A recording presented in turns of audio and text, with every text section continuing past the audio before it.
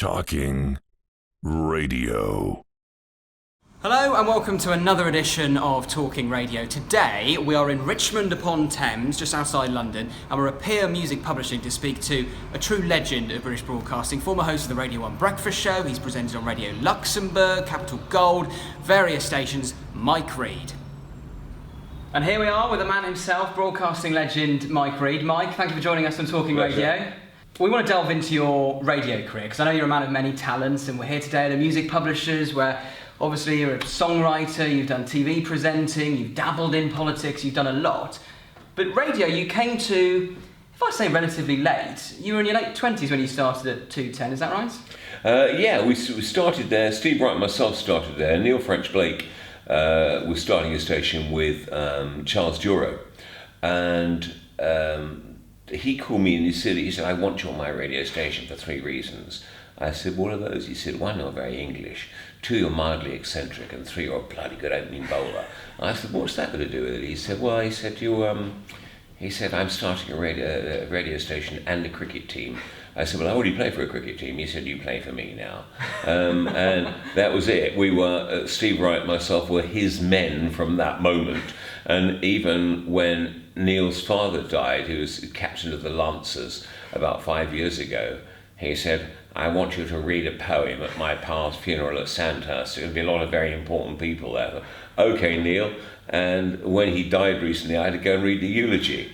So I said, look, I'm not going to make it too serious. I'm just going to make it, how Neil was. So I told some great stories of when we started in radio. And he had a football team as well as a cricket team. They were interesting radio days. And we played against the Showbiz 11 at Reading. And Neil was in goal with dark glasses on. And one of the opposition came to me and said, why is your goalkeeper wearing sunglasses on a grey, rainy day? I said, I have absolutely no idea. I said, but he is a bit mad. And he said, but at least he's got a pint of water there. I said, it's mainly gin. So he was certainly an interesting character. Yeah, and Read and Write was the name of the show. Yeah. And you were 2 newcomers, neither of you had really done professional broadcasting before, but clearly look where both of you ended up. Did you think from an early stage, hang on, we may be new, but we're half decent at this. Could you tell early on that it was working? Well, Neil was he's very much sort of, you listen to the professionals and do what they do. And Steve and myself said, actually, it's a bit boring, isn't it? And we sort of had new ideas and we did crazy things. And he fired us probably once a week. He said, I'm going to fire you boys, you're amateurs. And we said, well, no, we just got new ideas. He said, I come in and find you broadcasting on the roof. I didn't sanction that. And we used to do sort of mad things. And he said, who's that in the garden? We said, it's Demis Roussos. Are you interviewing him? He said, he won't be interviewed unless he has cake. He said, well, get him some cake. He said, no, he wants a whole cake. And we'll put something out on there then. And somebody turned up and he scoffed the whole cake, belched, and then did the interview. He said, yeah. So it was a crazy and quite weird time. I remember on, David Cassidy flew into Heathrow and just came straight to the radio station. You think, wow, that's amazing. One day, I was there on a Sunday, the Flying Burrito Brothers, American band, turned up, their tour bus turned up. And I thought, wow, the Flying Burrito Brothers. And I was the only person there. And they said, can we do an interview? And I said, sure. I got them in, set up all the microphones, got them playing live, did the interview. There's no Google then, you can't go and look and see, you've got to know. And Neil, the following day, he said, absolutely brilliant. He said, you knew who they were, you knew what they're about, you knew their career, you knew how to set the equipment up. Brilliant. And you had to do that. That's, you had to be able to do all those things. I mean, I said to him once, could I do a quiz? And he said, do it all yourself. Write the questions, do the buzzers, do the bells. And I thought, oh, crikey, I just want to have the fun bit. No, you do it all. And he taught you how to do it. That worked because a TV director was driving through the area one day, and I didn't believe it at first. And he said, oh, could you come to Yorkshire TV for come on, it's a wind-up. Got there, 12 other big names there. I thought, well, I'm not going to get this. Got it, and that was PopQuest, which was a national pop quiz he did for younger people with ITV. And that which led to Pop Quiz. So the fact that Neil made me do it all myself and do it properly actually helped me get 2 national TV series. And am I right in saying it was the same day you auditioned for PopQuest that you auditioned for Luxembourg, is that right? Yeah, I had my first book out that day. I auditioned for Luxembourg that day and Pop Quiz, and they all came. I think what it was is they all said yes at the same time. I got the notification. I got Pop Quest, and I got Radio Luxembourg out of 2,000 people, and that my first book was out. And I thought, well, that's what happens in the business. I realised it wasn't. It didn't happen every day, but I thought, oh, this is what happens on a daily basis. I remember my girlfriend at the time when I went to Luxembourg, and she said, well, you've got to look cool. Why don't you have a slight perm in your hair? Oh, okay. I didn't really want one, and she pushed me to it. And she said, put a bit of, and she put this sort of fake tan on me. So, and it went a kind of orange. I looked like the love child of Tony Blackburn suddenly. And I came out of the hairdressers and my light perm, and I looked like the love child of Leo Sayer and Kevin Keegan. Every time I moved my head, the lot moved around. So I was like this bright tangerine with this great mop on top. It looked uncool. It did not look, that's for sure. Yeah. Luxembourg, though, in 77, you went. I mean, it's still a big deal at that stage, Radio Luxembourg. Yeah. What was it like living there? Because it's an unusual setup to have to go to Luxembourg to broadcast. It was very unusual going out there. Yeah, I mean, I suddenly found myself there. I mean, they asked me to send a tape in, and I didn't. I was busy, and they pushed me. In the end, I went to do a live audition. I didn't send a tape in. I had a live audition at Hertford Street in London, and they said, "Oh, look, we've got 2,000 tapes to listen through. We'll let you know as soon as we can." I got a call the next day saying, "You're in," and they were doing the deal with Neil French Blake, the boss of my station. Can Mike fly out next week? Only if you buy me a scotch. What about 2 scotches? And all these sort of wires flew backwards and forwards. And within 2 weeks, 10 days, 2 weeks, I was living in another country. And 2 weeks earlier, I hadn't even thought about living in another country. So I'm out there. I did find it a bit boring because I don't know what to do during the day. You went into the office and you sat around and you went and had lunch and you hoofed around, you had a cup of tea. You spent all day waiting to do your programme. So it was nothing else to do, and I didn't really get into the way of life there. Lovely place, very nice. But it was, you just waited all day to do your programme, and I had all the warnings there. So if you're going to a club, don't talk to a girl. Why not? It's probably going to be a bloke. Okay. So you had a lot of these. It was a strange place to live, but great. I mean, I enjoyed it, and it got me to Radio 1 pretty speedily. Well, this is the thing. Radio 1 came knocking not that long after. How did that happen? I'd done a programme, a special thing for Luxembourg for 7-Up, and somebody had sent it to, I think Dorian Davis, head of music at Radio 1, who liked it, and a vacancy had come up. I mean, however good you are, if there isn't a vacancy, there isn't a vacancy. But something had happened. Peter Powell had joined a couple of years earlier. Something had happened. They were looking for 2 new people. I think Andy Peebles went in at the same time as me. And that was it. I went to see them, and Dorian chatted. I got on well with her. She said, go next door and see Derek Chinnery, who's the controller. So I did. Went off, and I thought, I have no idea whether I've got it or not. And Derek phoned my agent and said, he said, does Mike want this job? And he said, oh yeah. He said, he has a slightly dilettante approach to the whole thing. He said, does he have independent means? And Michael said, I don't think so. He said, most people come out here crawling over broken glass. They're on their knees begging for a job.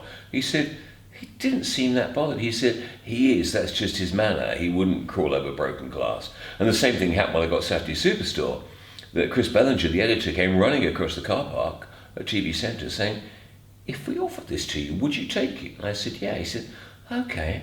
And we weren't sure whether you really wanted it or not. So obviously I gave that impression that I wasn't that bothered, where in fact I was probably just laid back. Do you think that's in part because you can do a lot of things and you're not just a radio presenter? Do you think that's maybe part of it, that it wasn't like everything was about the radio for you? Yeah, probably. I think a lot of people, their goal was to get to Radio 1. That was the goal. And it was great. Oh, gosh, I loved it. It was absolutely fantastic. But I never thought, right, I'm here, that's it, I've made it, because I had a lot of other things I wanted to do as well. But no, it was fantastic. And you have to remember how lucky you are. I would say this, that you were standing at the front of the queue when the door opened and somebody said next. You could have been second in the queue, you could have been third in the queue. It's like being a brilliant goalkeeper or a brilliant wicket-keeper when there's somebody just better than you for your period that keeps you out of the England team. And you think, I nearly, yeah, but you didn't. Yeah, but I was second. Yeah, I know, but you weren't first. So I was very lucky in being first in the queue when it came to Radio 1, Saturday morning TV, Saturday Superstore, pop quiz, top of the pops. I mean, so it was great. It was very, very lucky. And when you were at Radio 1 first, you were doing the evening show just before John Peel. Yeah. To then make the move to breakfast, that's quite... I mean, I know Nick Grimshaw went from evenings to breakfast, but it's quite an unusual way to go from that end of the schedule to the mornings. How did that move happen?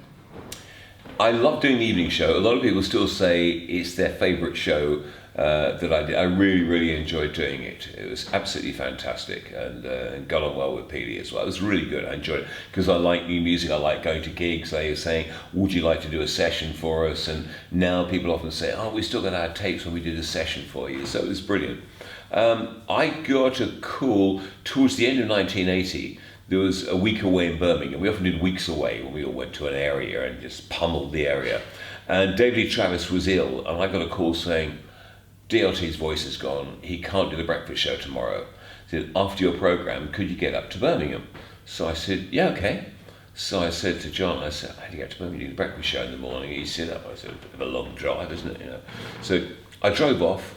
I went to hit an unlit hole in St John's Wood just down the road and wrecked one of the wheels on the car.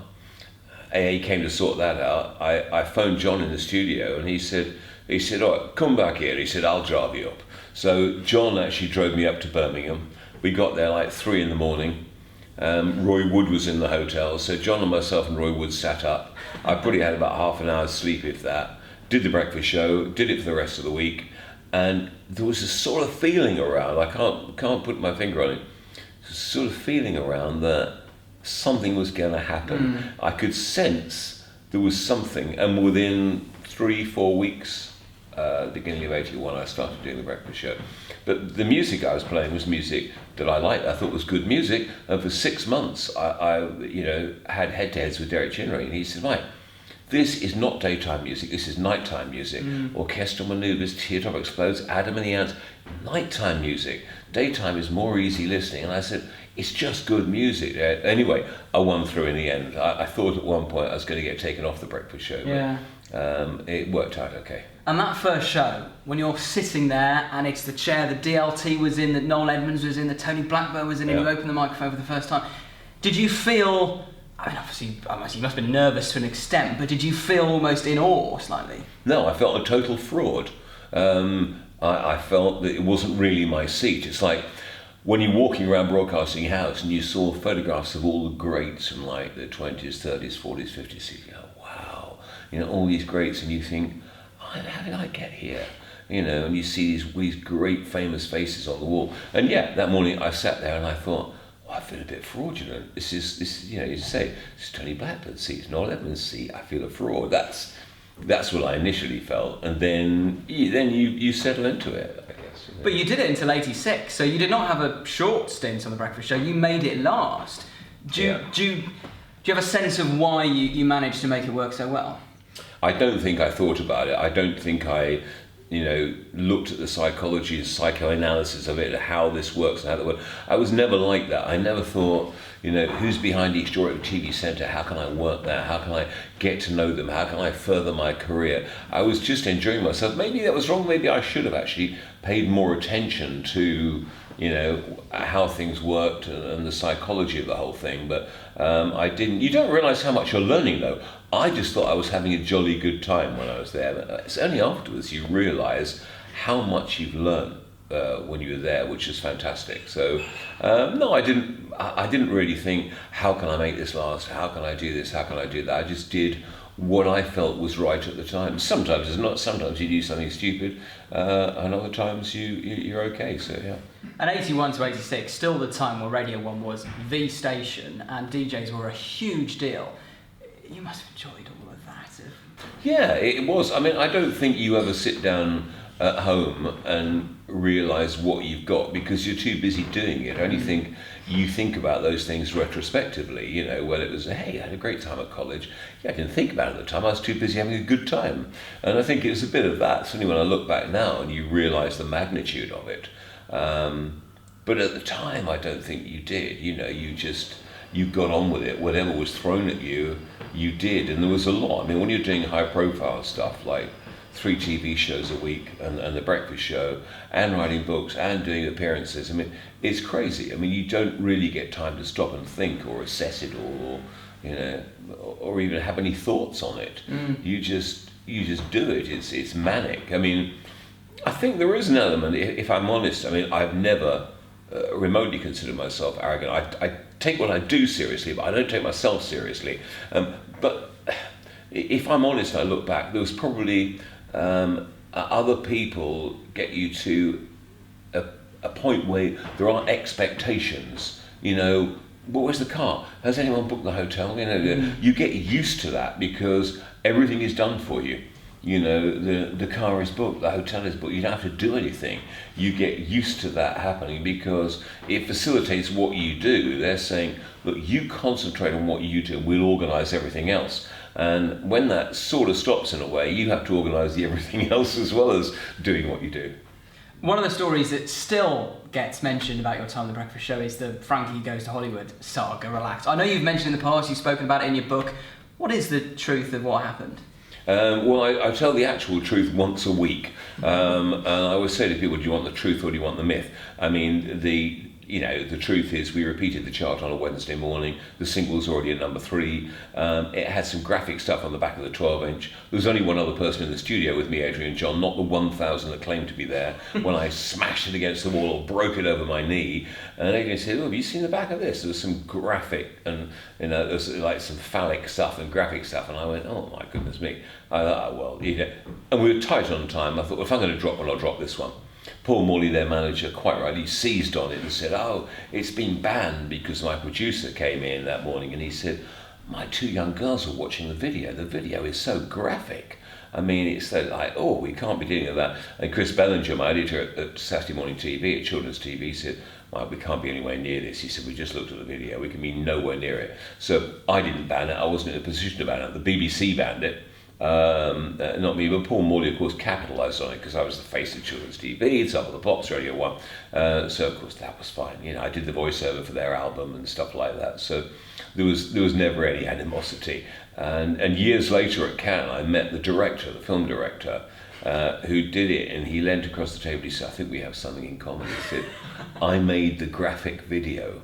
And I said, oh, right. He said, I was told it was only for the Tube. He said, and then Paul Morley took it to Children's TV, Top of the Pops, to shock everybody.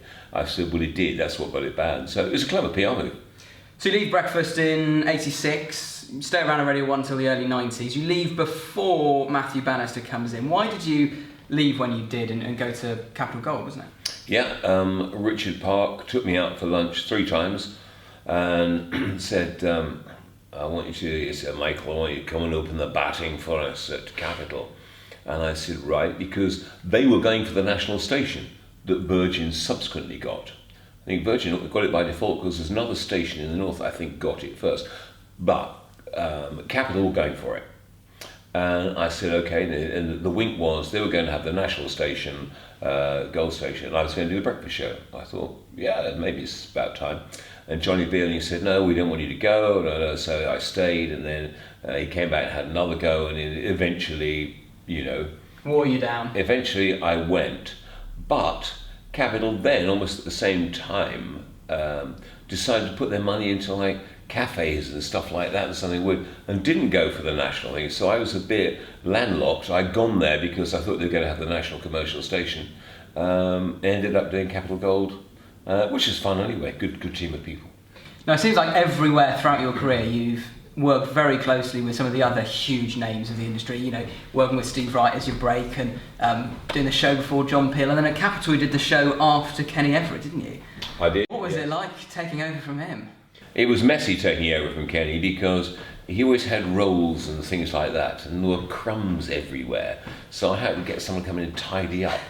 But no, Ken was fun. I mean, you entered, a bit like talking to Steve Wright. When you have a conversation, you enter their world. It is a sort of like a weird world of different speak. And I said to Kenny, what are you doing this afternoon? And you go, I'm going home to count my toes to make sure they're all there. And you go, okay, fine. So you have to enter that sort of comedic Spike Milligan type area, And And I had in my vinyl collection, I had the Letterman, The Way You Look Tonight. And Kenny loved it. When he knew I got a vinyl copy, he'd say, "Could I borrow it again?" I said, "But you had it for 3 months last year." He said, "I may keep it forever next time." And so I'd say, "Could I have it back now?" He said, "Maybe." I haven't worn it out yet. And the day I was driving in, it was announced that he got HIV. I stopped at a florist in Oxshott, bought some flowers, got in there, opened the studio door, and I said, "Oh, you're still alive? I said, I'm wasting money on flowers, thought you were dead." And he said, "Oh, thank goodness for someone with a sense of humour." And he got down on the floor and put the flowers on his chest, and he said, "I'll kill that bloody waiter when I get up there." And no one else had even looked in the window. He said, I felt like an outcast. Everyone looked the other way, didn't know what to say. So the fact that I turned up with a bunch of flowers and said, "Oh, you're still alive," he liked that. Yeah. Now it's at this point that we let producer Andy, who's on camera today, ask a question off mic. What is your question today, Andy? In true Steve Wright off-mic deliberate style, we touched upon just now the golden age of Radio 1 in the 80s, when the listening figures were through the roof. But with the Smashie Nicey sort of portraying that group of people as almost like the old school DJ, do you think that had a negative effect? Yeah, I think Smashie Nicey probably did. Smashie Nicey, of course, were funny, but then people sort of half believed that everybody was like that. So it became that cheesy Alan Partridge sort of thing that actually, when you bought it, not many people were like that at all, really. The whole thing was a bit, probably, by the way, Tony Blackburn, Alan Freeman, great disc jockeys, but the perception was that everyone was, "Oh, hello, old mate, let's go do charity, eh? I'll have all for charity, my old mate." Yeah, I mean, and of course, most people weren't like that at all. So it was a parody, but quite often a parody, like a myth, it can become fact, an urban myth. People say, "Oh, it's completely true," and it gets passed around. And Smashie Nicey became a bit of almost a visual urban myth that everybody was like that, which of course they weren't. So. It probably was. To say it's detrimental means you didn't think it was funny, but it was funny. But probably the way the public took it. I mean, it's still now. I mean, when I had an accident on the M3, a lorry driver fell asleep and smashed my car and nearly killed me. And I think the Telegraph the following day had a picture of me driving my car, and one of those old green flashes across the top. You used to have like sort of, Mavis and Cecil, you had people's names on there. And I'm driving and it had Smashie and Nicey because the car was smashed in. You mention in your book, Seize the Day, that you said some things about Radio 2 in the 80s, essentially accusing it of being a bit too funny, a bit too old. And in a way you were right. You were prescient because in the mid to late 90s all those changes happened. Did you feel though that by saying that you almost damaged your chances of maybe being on Radio 2 down the line?